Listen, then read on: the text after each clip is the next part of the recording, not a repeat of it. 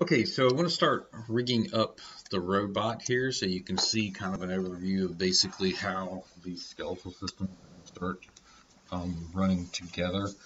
Um, it's pretty detailed in terms of using your outliner, seeing all the hierarchy. And if you have a hold of the robot rig before that, you're not able to access any of this because I have it all basically hidden, which is kind of for the animator itself. But now I want to show you basically how to go about rigging up your character that you've modeled.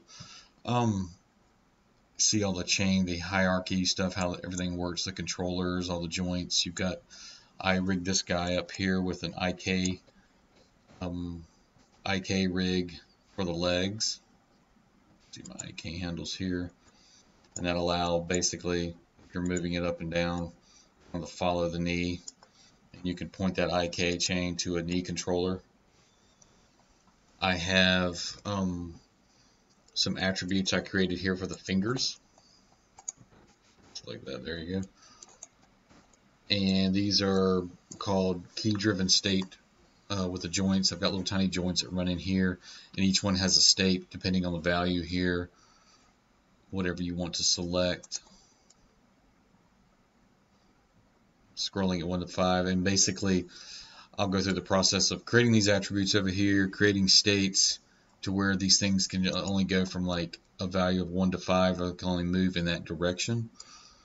For the foot, I have a toe roll and a foot roll here, but I don't really think it's necessary for this. So I'm going to stay away from this right here because this is a totally different thing. I can send you a link to something how to create this. What I like to do for just simple foot controls is I'll just create a controller. Like where I had basically what I was showing you is I had a foot roll and toe roll controller over here, and then the foot roll like that. I just have the same thing basically right here where you have a foot roll. I don't have this connected to my geometry, but then I also have a toe roll that's connected to a controller here, so you can just kind of animate those. And this is parented to this controller, so I'm always going to follow it, so you can kind of get the good movements out, because more than likely you're going to, if you create like a shoe or something, you're not going to have a bunch of joints in here, and all you really need is a foot roll, so it's a little easier, I think. I'm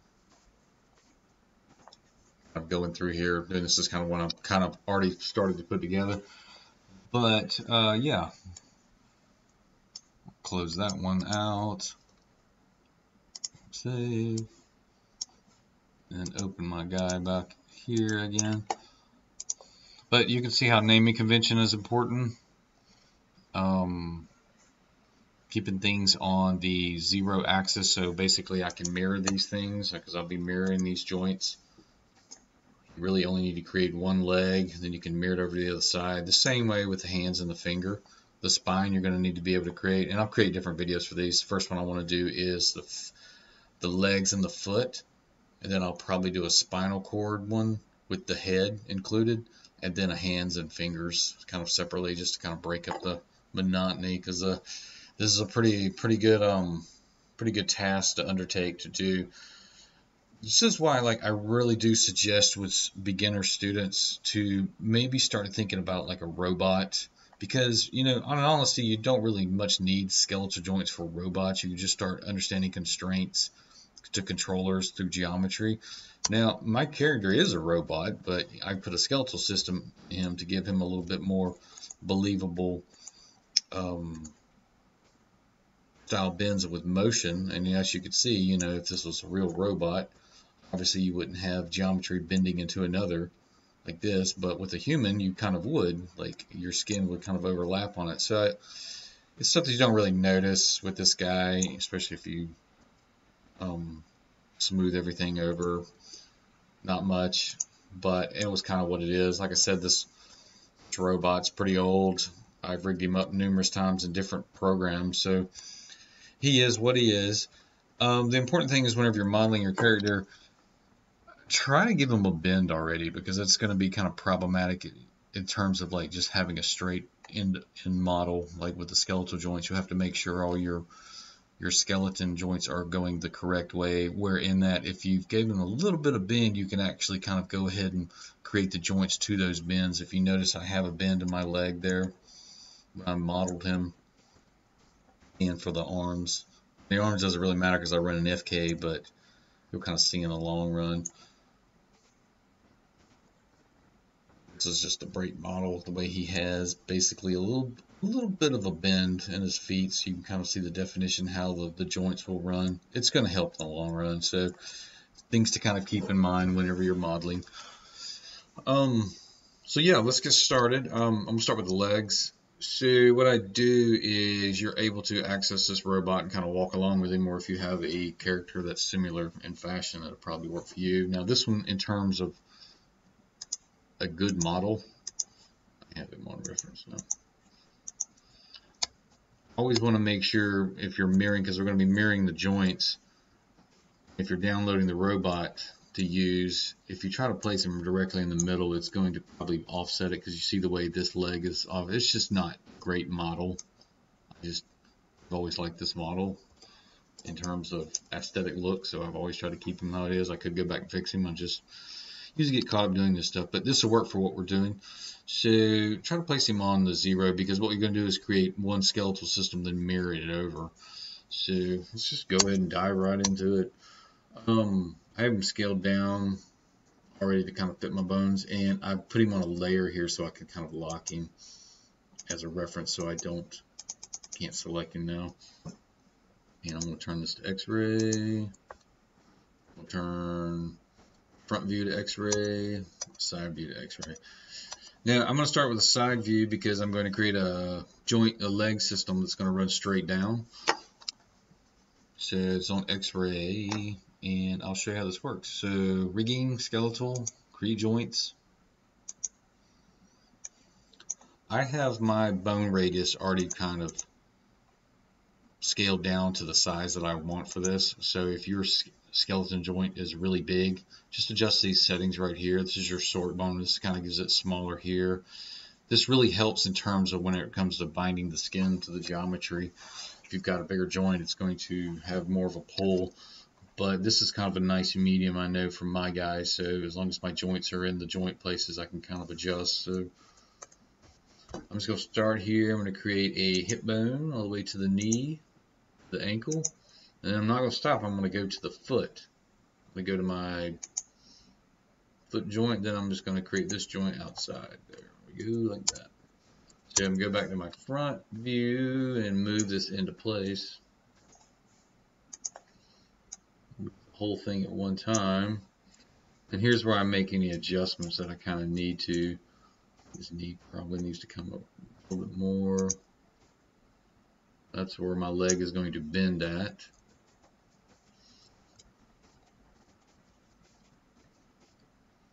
Ankle.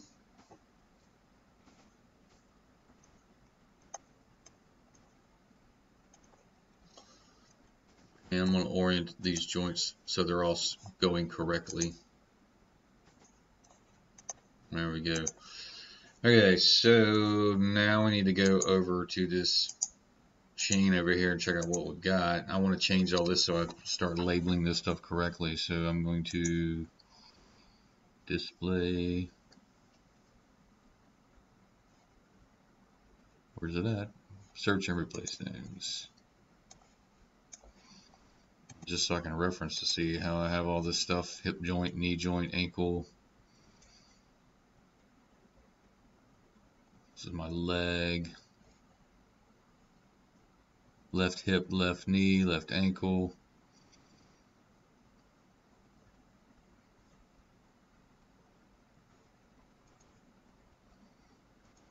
Okay. Search for joint and replace with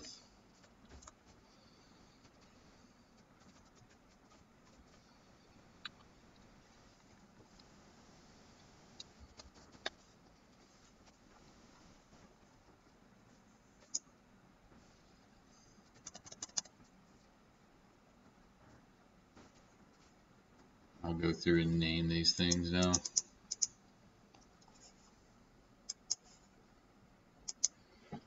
Feels wrong. I was trying to figure out what I did there. The best thing to do whenever you're renaming these things here is to go to this. I just had prefix hierarchy names. So let's just give it an L underscore. That way, that's running everything to the L, and then you can kind of go in and change this to like ankle, hip, however you want to. So now I'll go through here and kind of name these things.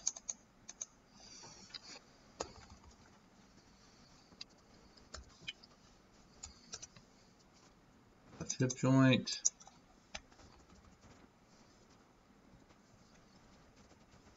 The knee joint.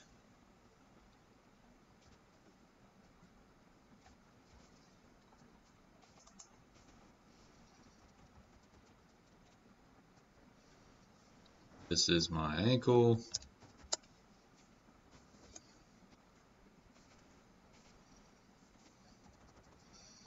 This is my toe. And this one is toe null. So it doesn't get used, but it still needs to exist.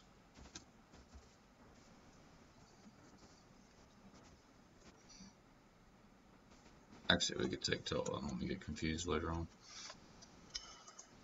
Alright, so now we have a perfect naming convention basically for this. So let's just make sure these things are going to be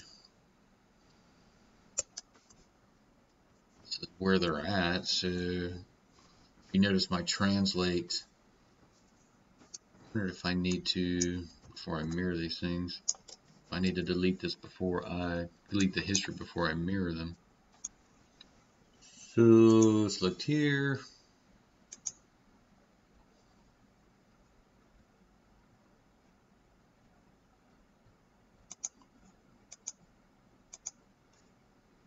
Raise the transformation.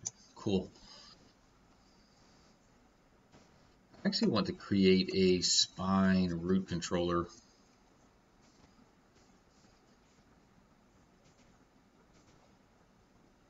To have it up here.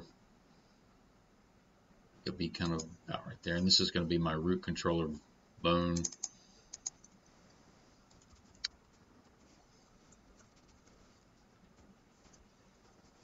I'll be parenting everything off that one in due time.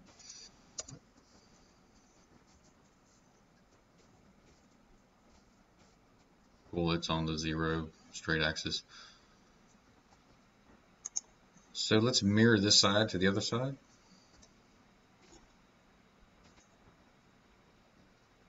Let's open up our box here. And we're going to search for L. Replace with R. And we're going to mirror it across. Why is it? Yes, it is. So we close. So this thing, if you have in place here, it should pop right into place basically with this other one. But like I said, with this model being a little off, you may have to move these things a little bit. It doesn't look that bad. But this is the important thing too. Notice it gave me another hierarchy chain over here with the properly named items are right hip, right knee, right ankle, right toe. I'm just going to look at this from the side. Doesn't look too bad. I think I may roll with it.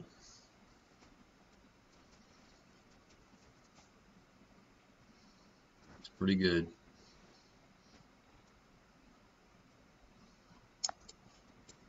Alright, so now we're basically ready and set up, and notice that kind of everything created right over there on the other side. So let's start making some controllers and create an IK chain for this guy. Okay, so I'm having to pause and come back, just make sure I'm doing it right, and I don't have to go back and do a bunch of pre-editing.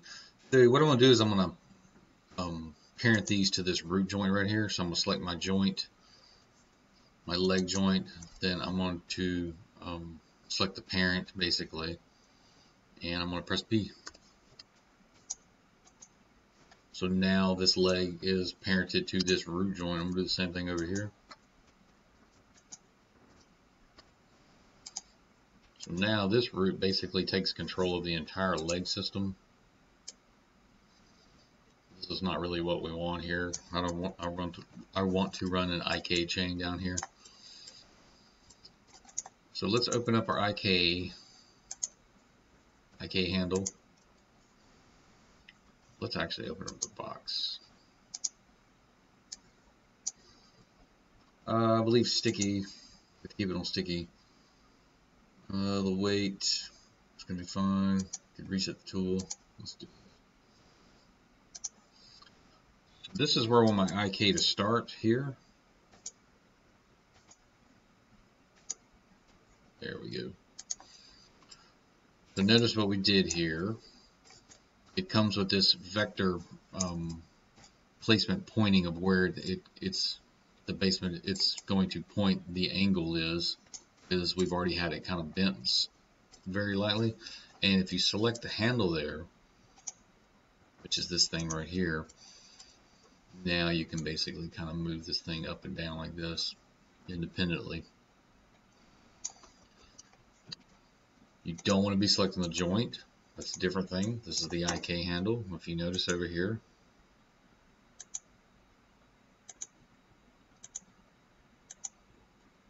it's its own separate entity. I'm going to rename this though.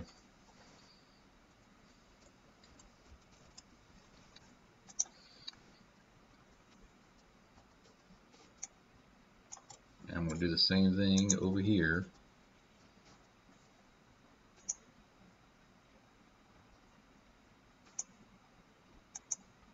Select that hip joint and connect it to the ankle joint.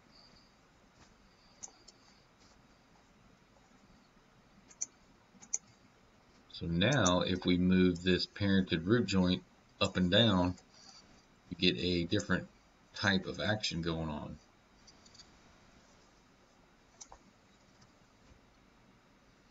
And what we're going to do now is create controllers for this stuff down here.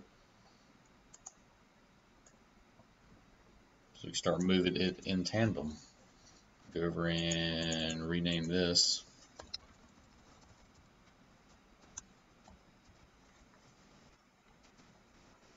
I think I'm going to end this video with this right here. So you should have a perfect